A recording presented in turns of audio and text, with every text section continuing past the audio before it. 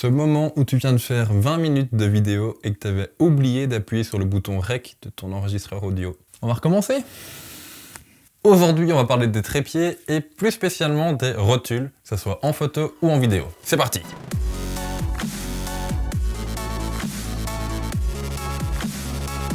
Bonjour à tous, je suis Pierre et vous êtes bien dans un nouvel épisode des éleveurs de pixels. Aujourd'hui, et comme dit dans l'intro, je viens de tourner 20 minutes pour que dalle. Non allez, sans déconner, aujourd'hui on va parler des trépieds et plus particulièrement des rotules. Le trépied est quand même un accessoire très utile en photo et que chaque photographe et surtout chaque vidéaste possède. Ou du moins, je trouve, se doit de posséder. En photo, que ce soit pour de la pose longue, de la macro ou ne fût-ce que pour assurer un tout petit peu de stabilité, c'est vraiment la base. Le trépied, avoir un bon trépied, c'est un accessoire indispensable en photo. Oui, mais à moins que vous l'ayez acheté en kit, votre trépied, à partir d'un certain niveau, sera fourni sans tête. C'est-à-dire comme ceci. Ce type de vis, c'est une vis 3/8. Et je pense, en tout cas, tous les appareils photo et la plupart des caméras de cinéma possèdent des vis 1/4, des pas de vis 1/4.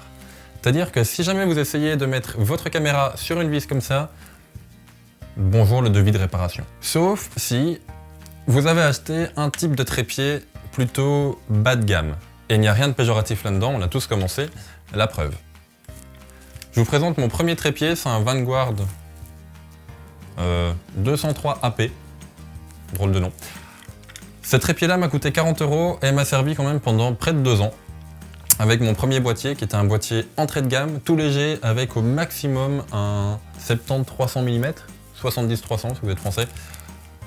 Ça a été amplement suffisant pour ce type de matériel, mais dès que je suis passé sur un boîtier plus gros, plus lourd, autant vous dire qu'il a rendu l'âme. La preuve, c'est que même aujourd'hui, lorsque j'essaye de serrer le cran sur le côté, ça ne fait rien du tout en fait. Donc sur ce type de trépied, nous avons bien une rotule qui est présente ici, avec son plateau rapide, là. Mais ce plateau est dégueulasse. Mais la rotule est inséparable du trépied, c'est-à-dire que vous ne pouvez pas l'enlever. Les gros avantages de ce trépied-là, eh ben, il est léger, comme j'ai dit, il n'est pas trop cher, il est compact, mais le gros désavantage, c'est que, comme je l'ai dit, donc la rotule, on ne peut pas l'enlever, et en plus, passer un certain poids, et on y est très vite aujourd'hui, ce trépied-là ne tient plus du tout la route. Pour info, comment ça marche, en tout cas comment ça marchait, on pouvait gérer la verticalité grâce à la petite poignée ici, qu'on vient desserrer, qu'on vient lever ou descendre, et on gérait avant l'horizontalité grâce au cran d'arrêt ici, et ensuite on venait tourner. Maintenant, j'ai bon fermé. Ah mais c'est là que ça devient en fait, c'est dégueulasse.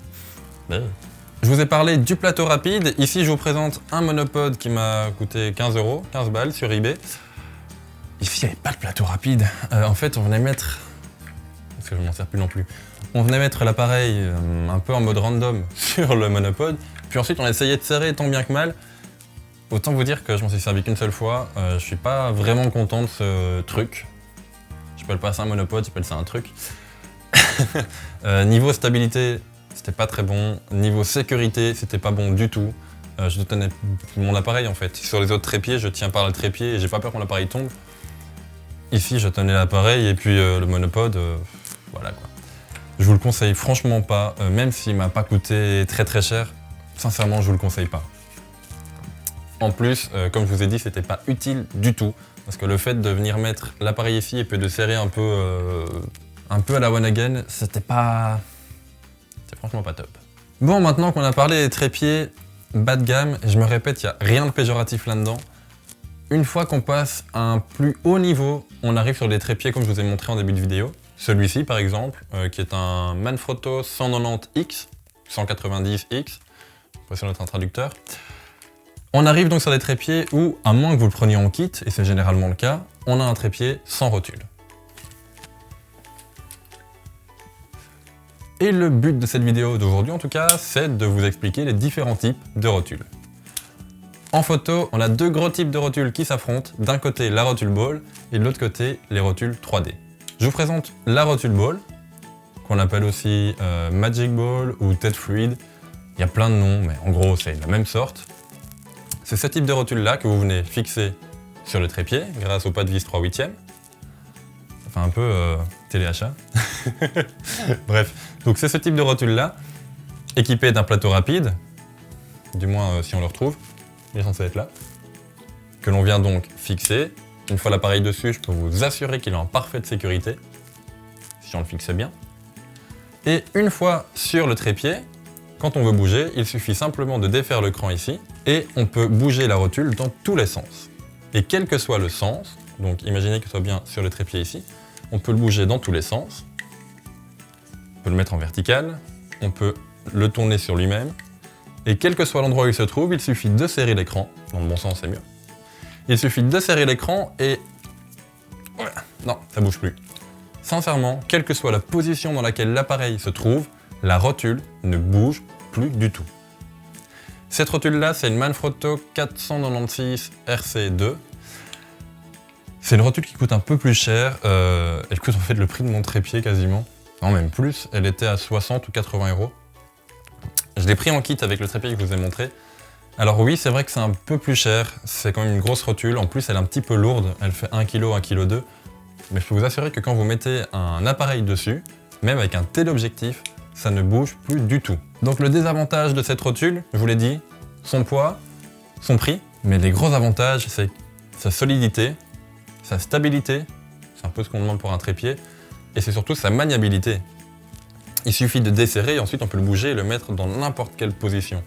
Donc si vous achetez ça avec un bon trépied qui peut aller du ras du sol jusque là où vous voulez, ça dépend de votre utilisation, cette rotule-là peut devenir rapidement une arme ultime. Alors c'est vrai que la rotule que je viens de vous montrer est un peu grande, je vous montre une deuxième qui est aussi une rotule ball, qu'on trouve ici. Celle-là je l'ai reçue avec un trépied de table de la marque Roley, R-O-2-L-E-I. Cherchez un peu sur la chaîne d'ailleurs, il doit même y avoir un unboxing de cette boîte-là, enfin de ce trépied-là. C'est un petit trépied de table qui va de 30 cm à maximum 80 cm, voire 1 mètre. Il peut soutenir un poids de dingue. Sincèrement, je pense qu'il est à 7 ou 8 kg. Pour un petit trépied comme ça, c'est juste génial. Et il est fourni avec une rotule ball et c'est juste super bien parce que là, en plus, il n'y a qu'un seul cran. On le dessert. Ensuite, on le bouge dans le sens où l'on veut et sincèrement, du coup, on peut faire ce qu'on veut avec l'appareil. On peut le mettre dans n'importe quelle position. Et ça tient. Une fois que c'est serré, eh ben, ça tient. Quel que soit le poids mis dessus. Bon, ça c'était pour les rotules ball. Maintenant, je vous l'ai dit, elles sont confrontées à un autre type de rotule, les rotules 3D. Alors, j'en avais une il y a quelques années, mais bon, je l'ai revendue parce que personnellement, moi, je n'aime pas ça. Mais pour le coup, je vous mets une photo là. Les rotules de type 3D fonctionnent un peu comme les rotules ball, c'est-à-dire qu'on peut mettre son appareil dans la position que l'on veut. Sauf que, avec une rotule ball, il suffit seulement de desserrer un cran pour bouger l'appareil dans tous les sens. Avec les rotules 3D, nous avons 3 crans. Un pour l'horizontalité, un pour la verticalité et un pour le basculement. Je pense que c'est le bon mot. Vous savez, quand on passe l'appareil du mode paysage au mode portrait. Le basculement paraît être un bon mot. Ces rotules-là sont aussi stables que les rotules ball, sont aussi solides que les rotules ball, mais pour moi, elles sont moins pratiques. Pourquoi? Avec une rotule ball, on dessert un seul cran, on bouge, on serre, c'est fini. Avec les rotules 3D, il faut bouger un cran, être sûr, le fermer, bouger le deuxième cran, voir un petit peu ce que ça donne. Quand on a trouvé la bonne position, on ferme et bouger le troisième cran. Bref, pour moi, c'est une perte de temps, mais complète. Elles n'en sont pas plus solides. Les rotules ball qu'on a aujourd'hui sont très solides, donc c'est même pas une question de solidité. Et en plus, je trouve que ergonomiquement, c'est pas beau, c'est vraiment gros, c'est pas intuitif. Rotule ball, on dessert, on bouge, on remet. Point. Là, à chaque fois, il y a 3 axes à gérer. Personnellement, je trouve pas ça pratique. Maintenant, c'est leur seul point négatif et ce n'est jamais qu'une question de goût. Donc c'est vraiment à vous de voir ce qui vous plaît à vous. Ça fait beaucoup de vous. Et en plus, je trouve que pour ranger, que ce soit dans un sac unique pour trépied ou même quand vous l'attachez à votre sac photo, avoir une tête comme ça qui est beaucoup plus massive, parce que les rotules ball sont plutôt petites à côté. Là, on a les axes qui sortent de tous les côtés, enfin de 3 côtés du coup.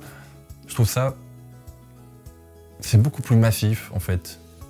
Je sais pas, pour moi j'aime beaucoup les rotules ball parce qu'elles sont toutes petites, très solides et comme je l'ai dit, pour moi plus intuitives.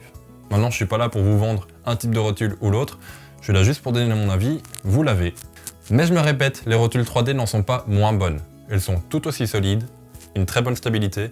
Au niveau des prix, c'est plus ou moins la même chose entre une rotule 3D et une rotule ball.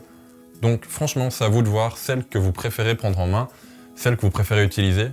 Ça n'est qu'une question d'utilité et de goût. Bon, ça c'était les deux grands types de rotules pour la photo en général. Maintenant, je vais vous parler de deux types de rotules bien particulières. Un type, donc on dit particulier. Pour la photo animalière, Sylvain m'a passé son type de rotule à lui. Voilà. C'est un peu une arme, ça. C'est une tête pendulaire. Alors, en gros, comment on s'en sert? Comme l'autre, on l'attache avec le pas de vis 3/8. Ensuite, on a un cran ici pour gérer l'horizontalité.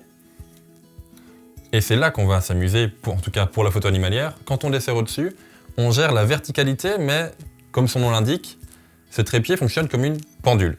On vient donc accrocher le téléobjectif ici, car oui, sur ce type de pendule, c'est généralement pour des téléobjectifs. C'est généralement pour des gros boîtiers avec des téléobjectifs dessus, donc on va venir fixer plutôt le téléobjectif plutôt que le boîtier. Une fois fixé et une fois desserré, vous pouvez suivre par exemple le mouvement des oiseaux avec beaucoup de fluidité. Et pour ce type de photo, pour la photo animalière, c'est vraiment génial. En faisant la vidéo maintenant, je suis en train de me dire que si jamais il y a des personnes qui font des photos d'avion, ça peut être aussi une bonne alternative, parce que bon, j'en ai jamais pris en photo, mais j'imagine très bien qu'un avion, c'est un peu comme un oiseau, ça bouge un peu partout dans le ciel. C'est beaucoup plus droit, on s'entend bien, ça commence pas à faire des demi-tours comme ça sans prévenir, mais j'imagine très bien que ça doit monter, ça doit tourner, etc. Donc ce type de rotule doit quand même être très pratique dans ce type de photo. Mais voilà, c'est particulièrement pour de la photo animalière. Comme je vous l'ai dit, gros avantage donc de ce type de rotule, on peut mettre beaucoup de poids dessus, c'est pensé pour la photo animalière. Gros désavantage, si je me souviens bien, Sylvain m'a dit que chaque plateau rapide, enfin que chaque objectif avait son propre plateau rapide, c'est-à-dire que par exemple dans les rotules ball, on a un type de plateau rapide, voilà, par exemple celui-là, on vient le mettre soit sur le téléobjectif, soit sur le boîtier, soit sur une caméra, soit sur une GoPro, soit sur un enregistreur, enfin tout ce qui a un pas de vis, un quart, on peut le mettre dessus, et l'utiliser sur la rotule. Ici, si j'ai bien compris, et je sais qu'il rôdera dans les commentaires pour voir si je dis une bêtise ou pas, et pour vous aider si vous avez une question, si j'ai bien compris, chaque objectif a son plateau rapide. C'est-à-dire que par exemple, si vous avez un 300 mm Nikon, ce 300 mm Nikon a son plateau rapide. Si vous avez un 400 Nikon, on va rester dans la même marque, le 300 et le 400 n'auront pas le même plateau rapide. Je comprends pas très bien pourquoi est-ce qu'ils font ça. Pour ceux qui demanderaient la marque, cette rotule-là est de marque Jobu Design. Et si je dis pas de bêtises, et je me répète, il viendra confirmer dans les commentaires, elle tourne autour des 250-300 €. Deuxième type de rotule bien précise, et là non plus j'en ai pas pour vous le montrer, et je vais pas d'ailleurs trop m'étaler dessus, je vais juste vous le citer, ce sont les rotules pour l'astrophotographie. Et là je vous redirige vers une chaîne YouTube que vous connaissez très certainement, la chaîne Le Studio de Poche d'Arnaud Thierry, photographe complètement déjanté qui donne de très bonnes informations et qui a l'avantage d'avoir fait énormément de cours, de théorie, de cours sur le matériel, de cours sur la pratique, de cours sur la post-prod, sur l'astrophoto. Et je sais qu'il parle dedans d'une rotule pour astrophotographe, qui coûte un os quand même, je pense. Je sais pas pourquoi j'ai 500 € en tête, mais bon, voilà, c'est quand même énorme, je trouve. Mais qui a l'air d'être une véritable tuerie pour l'astrophotographie. Donc si jamais c'est ce que vous voulez faire et que vous voulez investir là-dedans, je pense qu'une rotule pour l'astrophotographie, c'est juste génial. En deux mots, et j'espère ne pas me tromper, je pense que c'est une rotule qui suit les mouvements de la Terre, de façon à faire des poses beaucoup plus longues. Mais voilà, je vais pas aller plus loin que ça parce que je connais pas plus loin que ça. Donc voilà, ça c'était les rotules pour photographe, et comme vous venez de voir apparaître à l'écran, je vais vous parler d'une dernière rotule, les rotules pour vidéo et pour vidéaste. Ici, c'est une Manfrotto MVH 500 AH. Ils font des noms complètement horribles. Bref, c'est une toute petite rotule. Franchement, je crois que c'est la plus bas de gamme chez Manfrotto pour la vidéo. Mais moi, elle me suffit amplement. Les rares fois où je filme, c'est avec mon réflexe et grand maximum un 105 mm dessus. Donc, j'ai pas besoin de plus. Son gros avantage, c'est que les mouvements de caméra avec sont hyper fluides. Une fois qu'on vient la fixer, c'est avec le même pas de vis, 3/8. Une fois qu'on vient la fixer, on peut faire des panneaux. Moi, j'arriverai pas à vous les montrer parce qu'il n'est pas fixé du coup. Mais on peut faire des panneaux, des panneaux verticaux, ça existe aussi, je pense. Bref, tous les mouvements de caméra sont très très fluides avec ce type de rotule. Deuxième gros avantage, c'est qu'elle peut soutenir beaucoup plus de poids. Je vous ai montré le plateau rapide d'une rotule ball juste avant, et voici le plateau rapide qui va sur ce type de rotule. Ce sont des plateaux rapides beaucoup plus longs, beaucoup plus gros, qui assurent, je trouve, du coup, une meilleure sécurité. La seule fois où j'ai été faire des photos animalières avec Sylvain, j'ai pris cette rotule-là. J'ai calé ce plateau rapide en dessous d'un téléobjectif. J'avais beaucoup plus une impression de sécurité que sur une rotule ball qui est un plus petit plateau rapide. Maintenant, ce type de rotule vidéo est quand même assez cher. Celle-là, je l'ai payé 120 € et je pense qu'elle était même en promotion, donc c'est pour dire que ça coûte un pont. Mais si vous faites de la vidéo, c'est franchement l'accessoire à avoir. Le trépied, c'est vraiment le minimum requis. Donc je ne peux que vous la conseiller. Voilà, c'est tout pour aujourd'hui. Je vous ai montré la plupart des rotules qui existent. Je vous ai montré un choix assez grand de rotules. Il doit forcément y en avoir d'autres qui existent. À mon avis, en vidéo, il y en a des bien précises. En photo, je pense qu'on a fait un peu le tour. Vous avez donc l'idée générale des rotules. J'espère que cette vidéo vous aura plu. Si jamais vous avez des questions, comme d'hab, n'hésitez pas à les mettre en commentaire et on s'occupera d'y répondre. Quant à nous, on se retrouve bientôt pour une nouvelle vidéo. C'était Pierre pour les éleveurs de pixels. Ciao!